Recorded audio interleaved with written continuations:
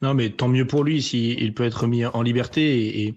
Et d'abord dire que je m'étonne qu'on ne parle pas des 49 autres pourcents de personnes qui sont en détenue provisoire à la maison d'arrêt de la santé, qui pour beaucoup font des demandes de mise en liberté et non pas les délais qu'a obtenu Monsieur Sarkozy. Il y en a un particulier qui est dans l'affaire de Monsieur Sarkozy lui-même, qui n'a pas été remis en liberté, c'est Alexandre Djouri, qui continuera d'être dans la détention. Et visiblement, il ne présentait pas les mêmes garanties que l'ancien président de la République.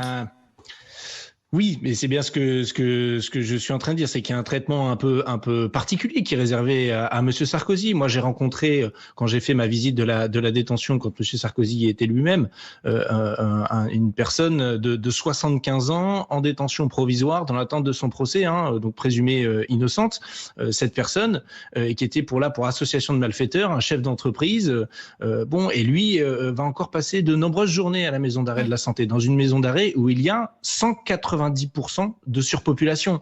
Donc vraiment, j'aimerais qu'on ait aussi une attention pour toutes ces personnes qui ne sont pas Nicolas Sarkozy et qui pourtant ont vécu la même détention que lui. Quant à Gérald Darmanin, oui, bon, effectivement, en réalité, il a fait usage de sa qualité de ministre pour aller voir spécifiquement Nicolas Sarkozy. Il aurait dû normalement, en toute logique, demander un permis de visite. S'il n'était pas là pour s'occuper des 190% de taux d'occupation, s'il n'était pas là pour s'occuper du fait qu'il y a un problème avec 49% de gens qui sont en détention provisoire à la maison d'arrêt de la santé, il aurait dû passer par cette demande comme n'importe quel citoyen.